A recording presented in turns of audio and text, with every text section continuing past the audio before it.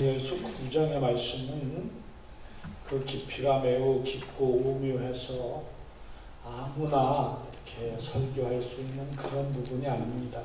또 몇 분 다니엘서나 요한계시록을 연구하는 분들과 만나서 심각한 아주 심오한 대화를 나누었던 적이 있는데 그분들도 그렇게 쉽게 이 부분에 대해서 해석을 정확하게 내려주는 분들을 별로 만나보지를 못했습니다. 그렇다고 해서 제가 그분들보다 월등히 뛰어나서 성경을 잘 밝히 풀어서 해석할 수 있는 능력을 가졌다는 것을 말씀드리려고 하는 것이 아니라 저는 이 부분 중에서 천사 가브리엘이 다니엘에게 주셨던 말씀, 너는 은총을 입은 자라는 부분에 대해서 중점을 두고 말씀을 드리려고 합니다. 은혜를 입었다고 하는 것, 은총을 입었다고 하는 것은 매우 중요합니다. 우리가 험한 세상을 살아가면서 하나님의 은혜 없이 믿음의 삶을 산다고 하는 것은 매우 어렵습니다. 우리가 단순한 신앙생활을 하면서 주일날 교회 가고 마음 안 내키면 주일날 빠지고 그 다음 날도 마음이 안 내키면 한 주 건너뛰고 그 다음 주에도 마음이 안 내키면 오늘은 빠지고 이렇게 하면서 신앙생활을 하면 은혜를 입었다고 하는 말의 의미를 잘 알 수가 없습니다. 은혜를 입은 자의 삶이 얼마나 귀한지에 대해서도 별로 알 방법이 없습니다. 그러나 적어도 살아계신 하나님 앞에서 십자가에 달려 돌아가신 예수 그리스도를 나의 주로 분명하게 고백하고 믿음의 생활을 해 나가는 과정에서는 은혜를 입고 산다고 하는 것이 얼마나 중요한지 모릅니다. 그래서 우리가 이 인생을 살면서 하나님 앞에서 가져야 될 중요한 자세 중에 하나가 무엇이냐면 마치 윈스턴 처칠이 2차 세계대전 이후에 옥스퍼드 대학에 가서 졸업식 연설에서 유명한 20초짜리 연설을 하죠. 한 나라의 수상이고 전쟁 하나를 승리로 이끄는 그런 수상이 와서 연설을 한다고 했을 때에 학생들의 기대감이 얼마나 컸겠어요. 모두가 더 존경하는 그런 처칠이고 그러니까 기대했을 때인데 처칠이 와서 학교에 와서 설교를 하는데 이런 설교를 했습니다. Never give up. Never give up. Never give up. Never, never, never. 그리고 인사하고 내려갔어요. 졸업식 연설로서는 상당히 짧은 연설이지만 그 담겨진 의미를 우리가 생각해 보면 상당히 중요합니다. 자주 신앙생활을 하다가 하나님과의 끈을 놓칩니다. 아니 그 끈을 그냥 우리 스스로 놓아버립니다. 하나님과 나는 상관없는 사람. 그러나 하나님은 그 끈을 거두어 가시지 않았어요. 항상 내 앞에 있었고 내 옆에 있었고 내가 있는 자리에 하나님은 그 은혜의 끈을 두고 계셨어요. 오죽하면은 풋프린트라고 하는 그 영실을 아마 여러분 아실 거예요. 한 분이 밤에 꿈을 꾸었잖아요. 꿈을 꾸었는데 바닷가 모래밭에 발자국 2개가 나란히 이렇게 2개씩 두 조로 이렇게 쭉 나 있었어요.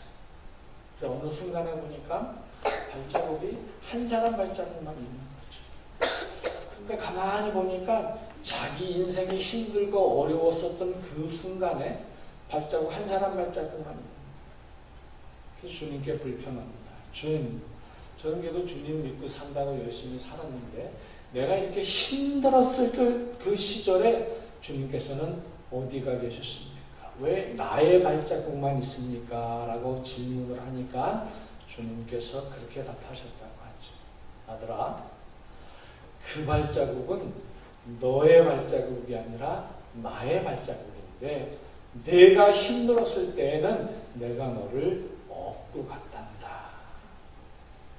상당히 의미 있는 그런 시죠. 그래서 저는 좋아하는 그림들이 많이 있지만 우리 예수님이 양 한 마리를 어깨에다가 멜치고 그런 맺히고 우리가 가시는 그런 그림이 있어요. 그 그림을 상당히 좋아합니다. 저거는 나다. 나를 메고 있는 분은 나의 예수님이고 예수님께서 메고 계신 저 양은 나다. 이런 생각을 자주 하면서 그 그림을 바라보곤 하죠. 우리가 하나님의 은혜 가운데 있다고 하는 것은 그만큼 중요합니다. 아침 설교 시간에 잠깐 제가 제 이야기를 하면서 제가 여러분에게 오후 시간에 간증을 좀 하겠다는 말씀을 드렸습니다.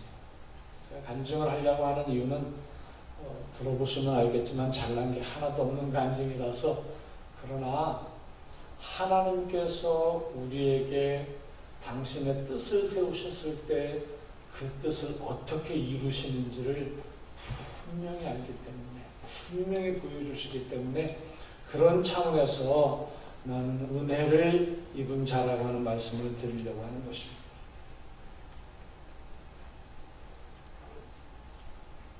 제가 초등학교 3학년 때, 그때는 국민학교라고 그랬죠. 국민학교 3학년 때 서울에서 살다가 지금의 경기도 성남시 분당구 그곳으로 이사를 갔습니다. 그곳으로 이사를 가니까 아주 조그마한 교회입니다. 그래서 교회가 요만큼 밖에 안 되는 아주 작은 교회에 아버지가 이제 담임 목사로 부임을 하시면서 그 교회를 갔습니다. 처음에 가실 때는 우리가 실망을 할까봐 그런지 설명을 그럴듯하게 하셔서 괜찮은가 보다 이러고 따라갔습니다. 뭐 방법이 없죠. 제가 뭐 초등학교 3학년짜리가 안 따라가면 어떡하겠어요. 따라가서 놓고 보니까 비가 철철 오는 9월달 추석 전날이었는데요. 비가 철철 내리는데 가보니까 동네에 아무것도 없어요. 그리고 너무 시골했어요. 가자마자 실망이 돼서 약간 삐졌죠. 삐졌는데 그곳에서 제가 아버지한테 몇 차례 말씀드렸어요. 아버지, 서울로는 아니더라도 좀 도시 같은 데로 이사 갑시다. 저는 이제 목회자 생활을 잘 모르니까 어떻게 되는지 모르고 그 이야기를 아침 식사하면서 몇 차례 드렸어요. 아버지, 좀 도시 같은데 서울 비슷한 데라도 갑시다. 안 된다고 하시면. 그러면서부터 이제 농촌 생활을 시작했습니다. 그러다가 중학교 1학년을 들어가니까 어느 날 아버지가 저희들 다 있는 데서 이런 얘기 하시는 거예요. 교회를 지어야 되겠다. 교회가 너무 허름하고 너무 옛날에 지어진 교회라 교회를 새로 지어야 되겠다 하시면서 너희들도 시간 날 때마다 나와서 도와라. 뭐 거절하는 법은 배우지 못했으니까 네. 저녁마다 리아카를 끌고 저 냇가에 가서 모래 퍼오고 자갈 퍼오고 하면서 벽돌을 찍었는데 처음에는 성도님들이 조금 찍다가 나중에는 안 나오시는 거예요. 그러니까 저희 아버지 말씀이 내가 찍어. 그 벽돌 찍을 때는 중학교 2학년이었습니다. 여러분 중학교 2학년짜리가 벽돌 얼마나 찍을 줄 알겠어요? 한 번도 찍어본 적 없고 구경만 하고 시멘트하고 콘크리트 개는 것만 했지 못했는데 벽돌을 내가 찍어. 저희 아버지는 고향이 평택 선천이십니다. 어머니는 황해도인이시고. 그래서 아버지 생애에 타협이라는 게 없습니다. 하라고 하셨으면 무조건 해야 됩니다. 안 하면 뭐 불호령이 떨어지고 그 아버지 등살에 견딜 수가 없습니다. 그러니까 딴소리 해봐야 소용없어요. 그러니까 알았다고 하고 하는 수밖에 없는데 얼마나 힘들든지 벽돌 찍다가 벽돌이 이제 소위 한국에서 말하는 불익으로 대체를 해서 불익을 찍는데요. 중학교 2학년째가 찍기에는 이 부록부가 너무 무거워. 2장짜리를 찍었는데요. 여러분, 이게 간단하지 않습니다. 벽돌 찍고 나면 거기다 물 줘야 되고요. 물 줘서 잘 마르면 옆에 또 쌓아놔야 됩니다. 우리 아버지는 단 한 개도 안 하시고, 찍는 거나 시멘트 개는 거나 물 주는 거 단 한 개도 안 하시고 저한테 받는 거죠. 그래서 생긴 마음이 뭐냐면, 에이씨, 나는 절대로 목사 안 합니다. 에이씨, 이 적단 아버지가 다 있나? 이런 반감이 생겼어요. 근데 그런 삶이 지속되었습니다. 지속되던 중에 한 번은 저희 교회에 조그만 방이 뒤에 하나 있었는데, 그 방에 와서 잠시 사시는 장로님의 마찰이 생겼습니다. 제가 어려서 무슨 마찰인지는 모르는데 마찰이 생겼는데, 심히 두 분이 다투셨습니다. 오랜 기간을 다투셨습니다. 그러면서 목사가 돼가지고 그것도 못 참고 다투고 그래. 속으로 이런 마음이 생겼어요. 난 다투는 아버지로 든 아들인데 난 목사 절대로 안 해. 그러면서 반대를 했습니다. 그런데 저희 어머님이 저를 붙들고 100번, 200번 하시는 말씀이 뭐냐면, 너는 꼭 목사가 되어야 할 이유가 있어. 너는 다른 길로 가봐야 갈 수가 없어. 목사가 꼭 되어야 돼. 이 소리를 앉혀놓고 정식으로 수도 없이 하셨어요. 이제 저는 그때마다 막 그런 소리 하지 마요. 난 목사 안 돼. 아버지 하는 거 봐. 시골 목사가 뭐 애들 밥도 제대로 못 먹이고 맨날 수제비만 먹고 이거 맨날 옥수수만 먹고 흰밥 먹고 살아보는 게 소원이거든요. 그래서 지금도 옥수수 안 먹고요. 지금도 감자 안 먹고 4가지 안 먹는데 감자, 고구마, 옥수수, 보리밥 안 먹습니다. 먹기가 싫어. 이 뭐가 좋다고 날 목사를 하라고 자꾸만 그러냐고. 그런데도 저희 어머님은 붙들고, 너는 꼭 목사가 되어야 할 이유가 있어. 그 말씀까지만 하셨어요. 그 다음 얘기는 안 하셨으면 몰랐습니다. 그래도 시골에 있으면서 시골 학교에서 공부를 조금 한다고 해서 이제 고등학교를 그때부터 연합고사라는 게 생겨서 다른 지역으로는 갈 수 없어서 경기도 내에 있는 고등학교를 갈 수 있어서 이제 제물포 고등학교를 가려고 준비를 하고 있었습니다. 인천에. 그런데 시험을 봐보니까 제물포 고등학교 갈 만한 실력도 안 되는 거예요. 그래서 너무 힘들겠구나. 그래서 그 당시에 성남시내에 있는 고등학교를 시험을 쳐서 갔습니다. 그랬는데 그 와중에 저희 아버지가 저 중학교 1학년 때인데 어느 날 우리 제 여동생 2살 밑에 여동생하고 불러놓고, 야, 다음 주부터 저 모란이라는 곳에 있는데 가서 피아노를 배워. 한 번 뭐 물어보지도 않고 저하고 상의도 안 하셨는데 어느 날 갑자기 피아노를 배워 이러시는 거예요. 무슨 피아노를 배워요? 그랬더니 피아노 배워. 선생님하고 다 얘기했으니까 어디 가면 가르치는 선생님이 거기 가서 피아노를 배워. 그래서 말씀하셨으니까 무조건 순종해내. 그 다음 주부터 갔어요. 갔더니 모란중앙교회라는 교회에 그 교회 반주자 되시는 남자 선생님이신데 그분이 우리를 피아노를 가르쳐 주기로 하시고 등록을 하신 거예요. 벌써. 그래서 집에서부터 2.5km 되는 거리를 매일같이 걸어서 왔다 갔다 하면서 이제 피아노를 배우기를 시작합니다. 그런데요, 어느 날 선생님이 저한테 이러시는 거예요. 찬송가를 좀 배워야 되거든요.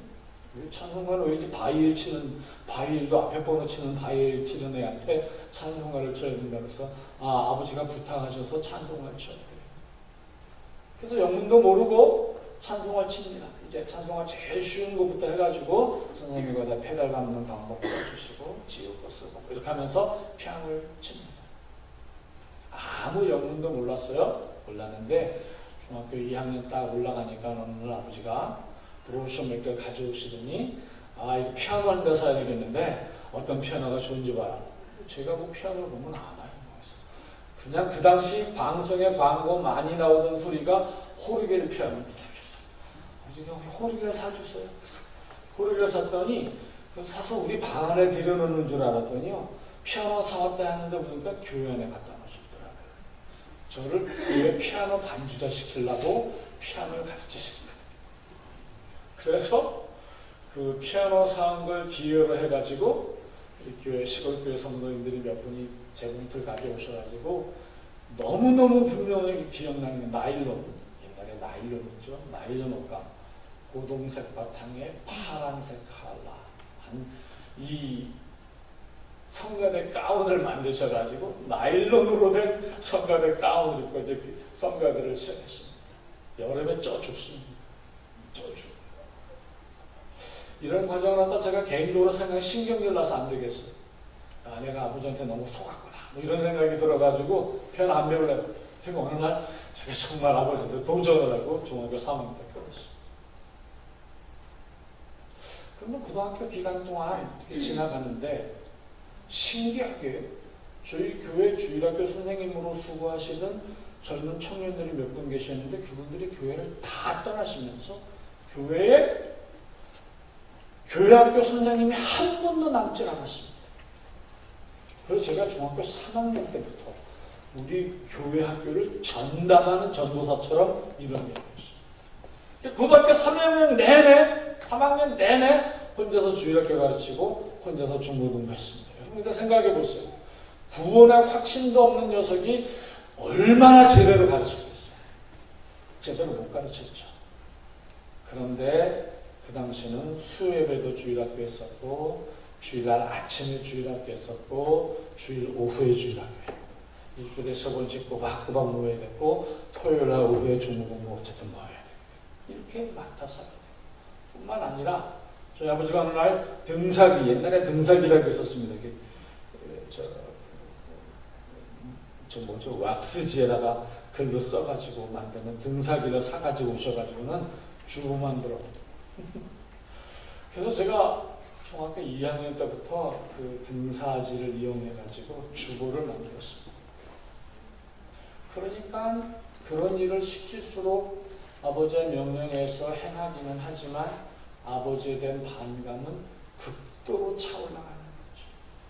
극도로. 그러다가 고등학교 1학년 때 우리 다니던 고등학교에서 미술 경연대회가 열렸는데 미술 작품을 이제 해서 하나 냈더니 제가 거기서 2등으로 당첨이 됐어요. 제가 자랑하려고 하는 게 아니라 과정을 설명드리려고 합니다. 2등으로 당첨돼서 그냥 당첨이 된다 그랬는데 1학년 2학기 때 우리 미술 선생님이 저를 교무실로 부르더니 너 미술 연습 좀 해라 하면서 왜요? 그랬더니 내년에 한국대학교에서 하는 전국 중고등학생 미술 사생대회 나가려고 하니까 미술 연습을 좀 해라. 그러면서 저를 미술을 시키셨어요. 그 연습을 하면서 미술 선생님의 부인이 성남여고 음악 선생님이셨는데 무슨 이야기를 하다가 피아노 얘기가 나와서 그 선생님 말씀을 이렇게 같이 맞장구 치면서 이야기하다 보니까 너 피아노 칠 줄 알아? 이렇게 됐어요. 그러니까 우리 담임 선생님이 저를 불러놓고 그 얘기를 듣고 너 앞으로 뭐가 되고 싶니? 그래서 선생님 저는 그냥 단순하게 선생님 할 거예요. 네, 선생님 하는데 제가 세계 역사를 좋아하니까 세계사 전공하는 사범대학에 가서 교사 훈련을 받으려고 합니다. 그랬더니 저를 보고 하시는 말씀이 야 세계사 해봐야 둘 중에 하나야. 가르치는 선생 조금 더 잘하면 대학 교수 되고 아니면 고고학자 되면 끝이야. 고고학자도 별로 잘 못 먹고 살아. 선생님도 그렇고 하니까 음악해라. 밑도 끝도 없이 그러시는 거 담임 선생님이. 뿐만 아니라 우리 미술 선생님이 불러서 하시는 말씀이 야, 너 그 음악하면 좋겠다. 음악 한번 해라. 우리 집사람이 피아노 전공이니까 피아노 할 때는 피아노 한번 해봐. 아니요, 집에 피아노 배울 만한 돈도 없고요. 대학 가려면 교수님들한테 레슨 받아야 되는데 그만한 형편도 안 되고요. 그냥 저는 세계사 전공할 겁니다. 그랬는데 2학년 때 올라가서 우리 담임 선생님하고 그 미술 선생님이 저를 불러놓고 계속 얘기를 하셔요. 시간만 나면 올 때마다 강민 너 일어나. 너 피아노 하라니까 왜 음악 하라는데 왜 음악 안 해? 그러다가 이제 고등학교 2학년 겨울방학이 됐어요. 선생님들이 하도 하신 말씀이 생각나서 어느 날 정말 내 앞으로 해야 될 일이 무엇인가 고민을 하던 중에 선생님 말씀을 한번 듣고 해봐. 내가 지금 피아노를 선택할 게 아닌데. 고민하다가 그 선생님, 부인 선생님을 찾아가서 상의했어요. 선생님, 뭐 음악하는 애들이 날고 기는 애들이 많은데 지금 해서 될까요? 안 될 것 같은데. 그랬더니 저희 보고 연습 하나 해가지고 와봐라. 내가 될지 안 될지 한번 봐줄게. 하셔서 곡을 몇 개 주셨어요. 그래서 너무 오랜만에 피아노를 치니까 피아노를 또 잘 되지도 않고 교회에 있으니까 뭐 요즘처럼 난방시설이 잘 되는 것도 아니고 해서 제가 목장갑을 끼고 피아노 연습을 좀 했습니다. 어쨌든 지금은 가서 한번 보여드리는 게 목적이니까 목장갑을 끼고 그 추운 겨울에 난로도 없이 혼자서 거기서 피아노 쳐가면서 연습해가지고 선생님한테 갔더니 저한테 하시는 말씀이 한번 해보자. 될 가능성이 있을 것도 같다. 그렇게 이제 말씀을 하시면서 피아노에 대한 말씀을 하셨어요. 그래서 그래요. 선생님 레슨비는 어떡하죠? 저는 지금 레슨비 될 만한 돈이 없는데. 그랬더니 돈을 얼마나 낼 수 있는데 글쎄요, 애들 학원 가서 치는 피아노 레슨비 정도밖에 못 낼 것 같은데. 지금도 기억합니다. 그 선생님이 저한테 딱 주신 말씀이 그럼 10,000원은 낼 수 있겠네. 10,000원이요? 아마 그건 될 것 같아요. 부모님하고 상의하겠습니다. 가서 부모님한테 여쭤봤더니 10,000원은 지원할 수 있을 것 같다고 그래요. 10,000원이 그 당시 뭐 이렇게 많은 돈은 아닙니다. 고등학교 등록금이 20,000원 얼마인가 30,000원만 있으니까. 피아노 연습을 이제 하면서 선생님께 레슨을 받습니다. 제가 집안이 하도 어려서 고등학교 다니면서 별짓을 다 했거든요. 한 것 중에 뭐냐 하면 그 옛날에 학원이라는, 진학이라는 잡지가 있었어요. 대학 합격을 위해서 각종 안내를 해주는 진학이라는 잡지가 있었는데 제가 고등학교 때 우리 학교에서 그걸 팔면서 학교를 다녔어요. 그래서 힘들게 다니면서 어머님이 싸주신 보리밥하고 밀가루하고 범벅된 도시락 2개를 싸가지고 가서 도시락을 한 번도 제가 활짝 펴놓고 밥을 먹어본 적이 없습니다. 그걸 먹으면서 그야말로 이를 악물고 이제 다녔죠, 학교를. 연습해서 처음에 선생하고 짠 계획은 연세대 교회 음악과 가기로 해서 짰는데 아무리 제가 해봐도 안 될 것 같아요. 그래서 그 다음에 다른 대학에 자유곡으로 쳐서 들어갈 수 있는 대학에 지원을 했습니다. 지원하는 날 아침에 갈 때는 저희 어머님이 가서 잘 하고 와라 이렇게 하면서 찹쌀떡까지 해주셔서 이제 그 형편에 찹쌀떡도 한 개 먹고 그리고 새벽에 5시에 일어나서 이제 출발해서 갔습니다. 워낙 거리가 머니까. 시험을 보고 왔는데요. 오는 아들한테 뭐라고 하시는 말이 잊혀지지가 않아요. 미안한데 너 안 됐어. 그냥 안 될 거야가 아니고 너 안 됐어. 이러시는 거예요. 여러분 시험 보고 온 아들이 얼마나 기분 나빠요. 그래서 제가 그 어머니 말씀을 무시할 수 없던 게 어머님께서 제게 그간에 해주셨던 말씀들이 착착 드러나죠. 저희 어머님이 어떤 분이시냐면 365일 교회 나가서 철야하시면서 주무시는 분이세요. 단 하루를 집에서 안 주무십니다. 그렇게 기도를 많이 하셨던 분. 그러니까 그 말씀을 거역할 수가 없었어요. 아, 나 진짜 떨어졌구나. 시험 잘 보고 왔는데 떨어졌네. 이런 생각을 했습니다. 발표하는 날 가봤더니 아니나 다를까 떨어졌어요. 그래서 집안 형편이 너무 어렵기 때문에 뭐 재수한다든지 이런 건 상상을 할 수가 없었습니다.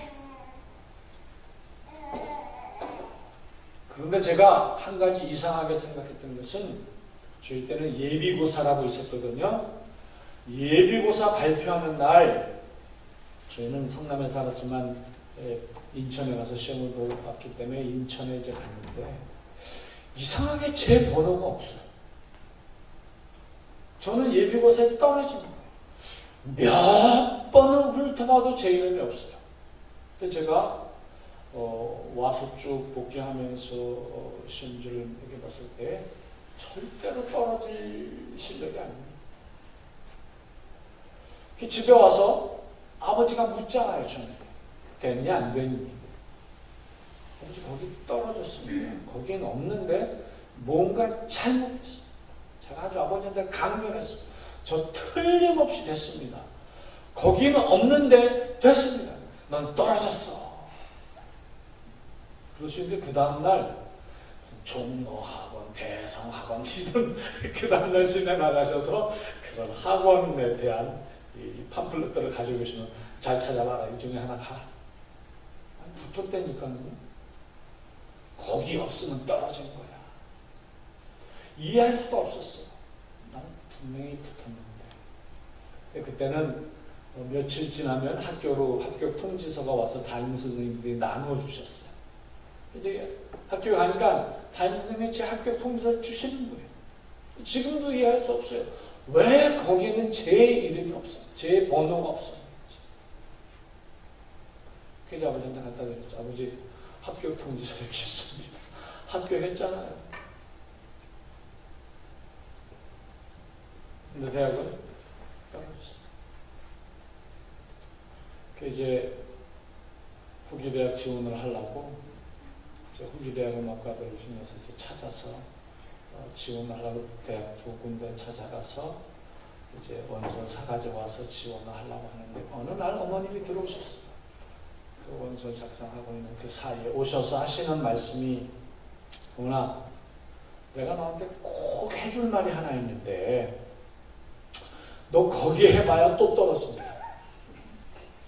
가지 마라. 그럼 어떻게 해요?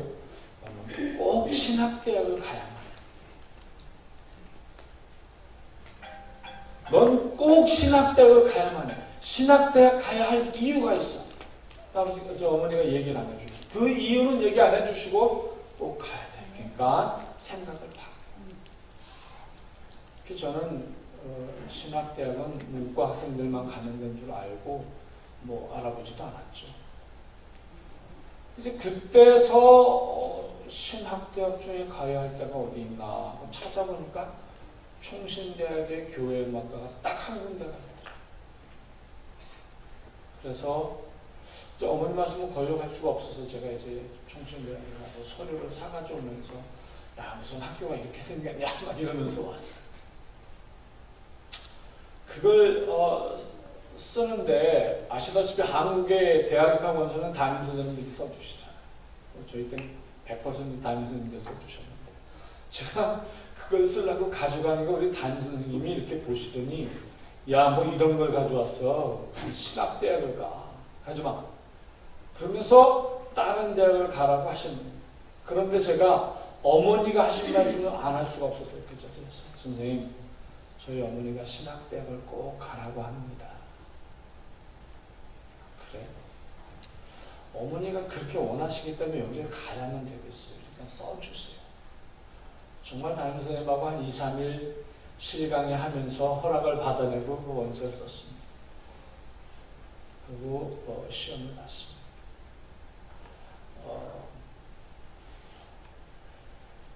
필답고사 잘 쳤고요. 실기고사 보는 날이 되었습니다. 실기고사를 보는 날 고민을 했습니다. 이걸 잘 보면 어머님 말씀대로는 붙을 텐데 대충 할까? 그냥 적당히 하고 떨어질까? 고민하다가 적당히 하고 떨어졌다고 하면 자존심이 상할 것 같았어요. 그래서 시험을 제대로 보기로 하고 시험 준비를 합니다. 시험 준비를 하는데 저희 집안이 너무 어려우니까 저희 큰아버님 댁에서 서울 서당동에 집이 있었는데 오늘 우리 집에 와서 피아노 연습해라. 거기서 오는 게 좀 멀긴 하지만 아침에 와서 저녁에 집에 와서 연습해 하시면서 방 안에 있는 피아노를 내주셨고 방을 따뜻하게 대표해 주셨어요. 그런 은혜를 입은 것이 있기 때문에 대강 볼 수 없다는 생각이 들었습니다. 그래서 연습을 나름대로 열심히 하고 갔습니다. 우리 집에는 그때까지도 아버님이나 어머님이 난로를 피워주지 않으셔서 장갑 끼고 연습했습니다. 요즘 한국 추위가 얼마나 추운지 아시죠? 그래서 장갑 끼고 피아노를 쳤으니 뭐 제대로 쳤겠습니다. 이제 연습을 하고 실기고사 보는 날 두 곡을 쳤거든요. 베토벤 소나타 하나 치고 바하 하나 치고 쳤는데 베토벤은 잘 쳤어요. 근데 바하를 치는데 끝에 한 5마디 정도 남겨놨는데 거기 가면 딱 생각해. 그러면 이 악기 연주는 웬만큼 하다 보면 그 기분으로 끝까지 가게 되어 있습니다. 그 지점에 가니까 딱 생각이 안 나는 스타. 그러니까 심사하시던 교수님들이 보다가 이상하다고 생각하셨나요? 너 왜 그러니? 왜 그러니? 하신 말씀이 들리면서 다시 해봐. 그냥 실기고사 때 실수했으면 끝이에요. 절대 다시 시키는 법이 없습니다. 그런데 교수님이 다시 해봐. 일어나다가 가서 다시 칩니다. 그런데 그 지점에 가면 또 스탑. 그래서 그 심사하시는 교수님들이 당신들을 놀리는 줄 알았어요. 너 왜 그래? 그런 말씀을 계속 여쭤보시면 저는 할 말이 없어요. 전혀 생각이 안 납니다. 완전히 잊어버렸어요. 완전. 그러기를 한 4번, 5번 했어요. 그 마지막 한 거는 어떻게 맞췄냐 하면 어렴풋이 생각이 나서 맞는지 안 맞는지 대강 끝내서 끝냈어요. 떨어졌다고 생각했어요. 아, 떨어졌구나. 그런데 묘하게도 발표하는 날이 그 사당동 큰아버님 댁에 할머님 추도 예배 드리는 날이었어요. 같은 날.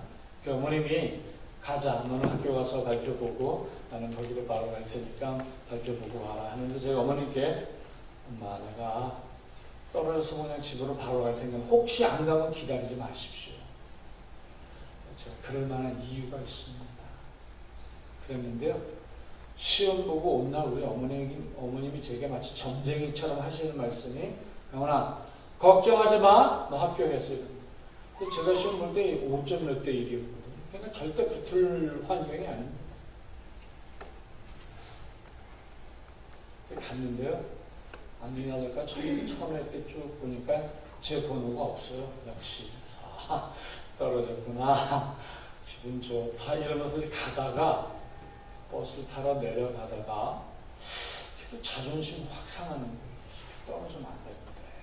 혹시라도 모르니까 다시 가보자. 해서 가서 보니까 끝에서 2번째 제 이름이 있더라고요. 제가 그날 생각은 뭐냐면 아 내가 꼴찌에서 2번째로 붙었구나 이렇게 생각했습니다. 그 생각은 지금도 변함이 없습니다. 아 내가 꼴찌에서 2번째로 붙었구나. 내가 틀린 부분이 아마 앞에 부분은 그런 대로 나름대로 잘해서 교수님들이 아마 가산점을 주셨나 보다 이렇게 생각하고 있었습니다. 누구한테 물어볼 필요도 없고요. 창피해서 물어보기도 그렇죠. 그렇게 알고 있어요. 세월이 지나면서 하나님께서 역사하시는 것이라는 것을 알게 되었습니다. 아, 나를 향하신 하나님의 분명한 뜻이 있었구나. 그 뜻은 무엇이냐면 제가 어머니 돌아가시기 3개월 전에 목회 현장에 좀 힘든 일이 있어서 엄마는 왜 쓸데없이 힘들게 그런 기도를 해가지고 나 이렇게 힘들게 만들어요 하면서 제가 어머니를 불평을 했어요. 근데 엄마 왜 나를 목회자 시켜야 되겠다고 했고 왜 내가 꼭 목사가 되어야 하는지에 대한 이유를 아직 말씀 안 하셨어요. 그냥 말씀해 주세요. 목사 안수 받고 한 20년쯤 지난 다음이거든요. 말씀 좀 해주세요. 그랬더니 어머니가 평생에 처음으로 한 번 말씀하시고 돌아가셨습니다. 아, 그거는 내가 어렸을 때 한 번 죽었을 때 호흡이 완전히 끊어지고 의사 선생님 말씀이 얘 죽었으니까 내일 아침에 갖다 묻으세요. 이렇게 말씀하시고 사망 선고했다. 그런데 장난이고 천열매고 모든 사람과 동물의 장자는 하나님께 구별된 것이라고 했는데 장자가 그냥 죽으면 되겠어? 그래서 병실에서 그 죽은 시체 위에 내가 하나님 앞에 기도했다. 하나님 데려가셨지만 이 아이를 살려주시면 꼭 주의 종을 만들겠습니다. 그리고 밤새도록 기도하셨답니다. 그런데 정말 하나님의 기도를 들으셔서 새벽녘부터 내 몸이 따뜻해지기 시작했다고 하시더라고요. 몸이 따뜻해지고 있다고 하는 말의 의미는 살아난다는 의미 아닙니까? 어떻게 살아나는지를 모르신다. 분명한 거 한 가지는 완벽하게 죽었던 시체가 살아나서 아침나절에 따뜻한 사람이 되었다는 거죠. 그런 내가 다른 길로 가면 하나님이 가만두시겠니? 제가 알았습니다. 잘 알았습니다. 앞으로는 딴소리 안 하겠습니다. 그래서 어머님이 그 만나뵙고 나서 3개월이다 돌아가셨다고 연락이 왔어. 그때 여쭤보지 않았으면 아마 제가 왜 목사가 되어야 하는지에 대한 이유를 지금까지도 모르고 있었을 것입니다. 여러분, 저는 죽었던 사람이에요. 완벽하게 죽었던 사람이에요. 완벽하게 살아난 부활의 열매입니다. 저 스스로가 또 주님 부활하심에 대한 증인이고요. 죽은 자가 살아날 수 있다고 하는 것을 증거하는 증인. 정말 하나님의 은혜를 입은 자죠. 그다음부터는 거기에 대한 불평을 하지를 않습니다. 아무리 힘들고 어려운 일들이 있다 하더라도 내가 살아난 이유는 하나님께 헌신하신 어머님의 기도가 있기 때문에 오늘날가 있는 것이다. 그럼 이제 말씀을 마치려고 해요. 그렇게 해서 목표를 하는 중에 참 힘든 경험이 한 번 있었습니다. 제가 한국에서 와서부터 한 10여 년을 키운 제 후배가 저를 아주 모질게 배반한 사건이 하나 있었어요. 제가 키웠기 때문에 또 한 번은 제가 그 잘못한 걸 엄청 크게 용서를 했었기 때문에 이해할 수 없는데 한 번 우리 교회가 큰 시험에 빠지게 되었습니다. 정말 큰 시험에 빠지게 되었습니다. 그 시험에 빠졌을 때 제가 낙심감이 너무 심해서 늘 관심을 가졌어요. 또 그 일 일어난 그 전날 불러놓고 이민교회 세워가는 게 얼마나 힘드니 지난 10년간 보아서 알지. 교회 잘 세우고 마무리를 잘 하자. 그리고 제가 그 다음날 중국에 선교하러 떠났었습니다. 이 아이가 제가 없는 그 첫 번째 주를 기회를 틈타서 교회를 박살을 내버렸습니다. 이건 담임 목사인 제가 용납할 수가 없죠. 그래서 이제 고민을 하고 있던 차에 얼마나 이제 이게 하나님 은혜가 큰가를 제가 여러분에게 말씀드리려고 부끄러운 얘기를 드리는 거예요. 어느 날 교회 주방에 가서 뭘 찾다가 이렇게 보니까 얼마나 빵칼이 하나 나오는 빵칼이 나와서 빵칼을 딱 집어들고 이걸로 확 찔러 죽이면 되겠네. 그 생각이 딱 들었어요. 목사인데 그 생각이 딱 들었어요. 그렇지. 그런 방법이 있었구나. 하면서 그 빵칼을 떡하니 가져와서 제 가방 속에 탁 집어넣었어요. 여러분, 하나님께서 얼마나 놀랍게 역사하시는지 저에게서 그런 생각을 접어가실 때까지 한 5개월 내지 6개월의 시간이 걸렸는데 절대 저를 못 만나게 하십니다. 반드시 만나야 되는 그 장소에 안 나타나요. 그때까지는 제가 나타나는 너는 바로 죽어 이런 마음을 가지고 빵타를 가지고 다녔어요. 심지어 다른 교회 예배드리러 가서도 앉아있으면서 빵가를 가지고 있었어요. 중요한 자리입니다. 목사 안수식이 있는데 빵가를 가지고 있어요. 오늘 주여. 아까도 말씀드렸지만 제 삶의 목표가 먹든지 마시든지 무엇입니다. 하나님의 영광을 위하여 하라. 이 말씀이거든요. 평생 그렇게 기도했고 그렇게 다짐하고 살았는데 그 영광을 하나님이 가리우면 안 되니까 만나길 못하시는 그러다가 접게 된 계기가 있습니다. 어느 날 제 후배들이 몇 명이 찾아왔습니다. 몇 명이 찾아와서 선배님 그 친구가 결혼을 한다는데 선배님 가실 거예요? 왜? 아니 혹시라도 무슨 일이 있을까 봐요. 가야 되겠니? 안 가야 되겠니? 그랬더니 웬만하면 가지 마세요. 아이들은 지금 몰라요. 제가 무슨 일을 하고 있는지. 웬만하면 가지 마세요. 안 만나시는 게 좋을 것 같습니다. 아 그래? 그럼 내가 안 갈게. 하고 그 칼을 집어 이제 다시 부엌에 갖다 놨습니다. 성도님들도 모르고 심지어 제 집사람도 모르고 저만 알고 있었던 비밀입니다. 제가 그 본면을 통해서 집어넣었습니다.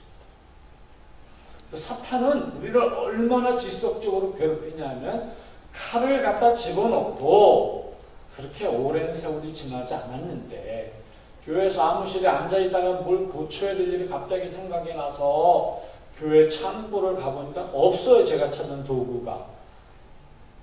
다시 빠져나오는데 그 창고 돌 뒤에 이만한 도끼가 하나 있다. 노란색 자리에 긴 도끼. 홈디포에 가면 파는 도끼 있잖아요. 도끼가 있어요. 무성한테 간증했었는데 이 도끼를 보는 순간에 무슨 생각이 들었냐면 이거로 한 방에 치고 나가겠네. 그렇지 않습니까, 여러분? 도끼를 한 번에 한번 가지요. 안 갈 사람이 어디 있어요? 그래서 제가, 나 뭐 집도 알고, 뭐 어디 사는지 다 아니까 가면 되겠네. 도끼를 들고 좀 가는 거예요. 그런데, 하나님이 은혜를 안 주셨으면 그날 밤에 LA에 대서특필 사건이 벌어지는 날 있죠. 가는데 하나님이 뭐라고 말씀하시냐면, 너 지금 뭐 하는 거니? 너 지금 뭐야? 그래서 제가 하나님 죄송합니다. 접겠습니다. 돌아와서 놓고 생각을 정리합니다. 이 현장을 떠나야겠구나. 내가 여기 더 있어서는 교우들에게 득이 안 되고 하나님께 영광이 안 된다. 그래서 친구한테 얘기했어. 한국에는 익산에 있는 교회를 가게 된 것이 그래서 가게 되었습니다. 그리고 거기서 5년을 있으면서 이 마음을 다스렸습니다. 다스리고 하나님 앞에 용서를 구했습니다. 하나님 죄송합니다. 참으로 부족한 죄입니다. 그 이후에 제가 교회 담임을 하지 않기로 마음을 먹었습니다. 나 정도에 되는 영성을 가지고 담임 목회하면 큰일 나겠구나. 그러면서 하나님 앞에 기도했습니다. 하나님 앞에 서원한 일, 이 서원한 일을 이제 30년 목회 생활로 접겠습니다. 제가 목회자가 된 것도 기도원에 올라가서 기도하면서 헌신을 한 건데 대학교 1학년짜리 전도사로 임명받은 제가 대학교에서 저한테 수양회 인도를 해달라고 해서 대학교 1학년짜리 전도사가 무슨 수양회를 대학교를 인도하냐고 복학하신 분도 많은데 그냥 딴 분 모시라고 하는데도 대학교 임원들이 계속 와가지고 한 달 이상을 저한테 쪼릅니다. 그래서 제가 나는 그냥 주강사는 못하고 나 보조 강사로 따라갈게. 주강사는 우리 좋은 주소는 부탁하라. 그냥 하라. 그래도 제가 워낙 완강하게 반대하니까 그렇게 하기로 가는데 수양에 떠나는 날 아침에 같이 모여서 임원들하고 전사하고 저하고 같이 모여서 가기로 했는데 저하고 전사하고 먼저 만났어요. 가다 보니까 그렇게 됐어요. 먼저 만났는데 전사님이 커피를 안 드세요. 전사님 왜 커피 안 드세요? 그랬더니 금식하는 중인데 금식 지난주에 하셨잖아요. 그랬더니 지난주에 했는데 한 주 더 하려고. 월요일이거든요. 한 주 더 하려고. 아니 금식을 그럼 2주나 하세요? 그랬더니 왜요? 그랬더니 한 선생 위해서 내가 금식하는 거야? 이러시는 거예요. 그럼 저를 위해서 왜요? 한 선생이 주강사가 되어야 되는데 내가 주강사고 한 선생이 보조강사가 되니까 그래도 보조강사 역할을 해야 되지 않겠어? 그래서 내가 금식하기로 했어. 이러고 올라오셨어. 둘째 날 오후 프로그램 중에 무엇이 있었냐면 산기도가 있었어요.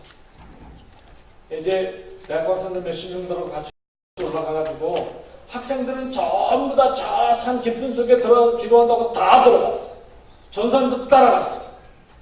근데 어쨌든 전도사다가 중국공부 애들을 가리키고 있는 저는 그 기도하기 싫어가지고 제일 따뜻한 바위를 하나 찾아가지고 앉았어. 그리고 이제 생각이 무슨 생각이냐면 빨리 하고 내려가야지. 왜냐면 다 들어갔으니까 잘 안 보일 거 아니에요. 난 그래서 안 들어가고 일부러 숙소 가까운 데 있는 바위에 앉아가지고 빨리 기도하고 잠깐 기도하는 척 하다가 내려가려고 거기 앉은. 그게 대학교 1학년 겨울밤. 앉았는데요. 정말 놀랍게도 그냥 앉자마자 첫 마디 뭐라고 했는데 그 다음부터 눈물 콧물 쏟아지면서 성령의 역사하기 시작하시는데 낮에 말씀드린 거죠. 머릿속에도 그러면 절대 안 돼. 가슴도 아니야. 근데 입에서는 하나님께서 원하시는 그 길을 가겠습니다. 주의 종의 길을 가겠습니다. 이렇게 쉬지 않고 나오는데 마음과 머릿속에 너 그렇게 기도하면 안 돼. 계속 너 그렇게 기도하면 성령 어디에 마음으로 그렇게 기도했으면 네가 원하지 않을지라도 반드시 지켜야 된다 그랬어. 그렇게 1시간, 2시간인지 몰라요. 점심 먹고 올라갔는데 내려오려고 기도를 끝나고 내려오려고 하니까 해가 지고 있더라고요. 해가 지고 있어요. 하나님께 사로잡혀서 스스로 그렇게 헌신을 하고 나가십니다. 그래서 저는 하나님의 살아계심을 분명히 믿습니다. 제가 오늘 여기까지 오는 걸 보면 그렇습니다. 그래서 제가 하나님을 기도했습니다. 하나님은 부족한 종이 영광 가리우지 않으려고 노력했는데 하나님 이런 하나님 앞에 참 죄송스러운 모습으로 결말을 짓는 것 같아서 죄송합니다. 담임 목표는 이상으로 접겠습니다. 용서하시고 그 대신 다른 일로 헌신하겠습니다. 이렇게 하나님 앞에 또 제2의 서원을 하게 되었습니다. 여러분, 하나님 살아계십니다. 하나님은 살아서 내 삶에 오늘도 구체적으로 역사하십니다. 너는 은혜를 입은 자. 저만 은혜를 입은 것이 아니고 여러분 모두 다 은혜 입은 분들이라고 믿습니다. 하나님의 살아계심 속에서 그분과 동행하는 멋진 삶을 사시고 부족한 종의 아들의 짧은 간증이 하나님의 살아계심을 입증하는 귀한 간증이 되어졌기를 바랍니다. 기도하겠습니다. 존귀하신 하나님, 오후 시간에 잠시 저에게 역사하셨던 하나님의 모습을 간증했습니다.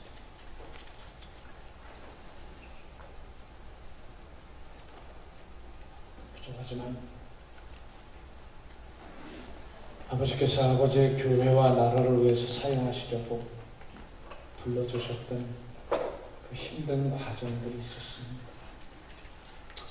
이 사랑하는 주님의 교회를 기여하여 주시고 마이애미 주님의 교회를 통해서 하나님을 사랑하는 자들이 더욱더 많이 일어나게 하시고 하나님과 동행하기를 즐거워하는 종들이 많이 일어날 수 있도록 인도하여 주시옵소서.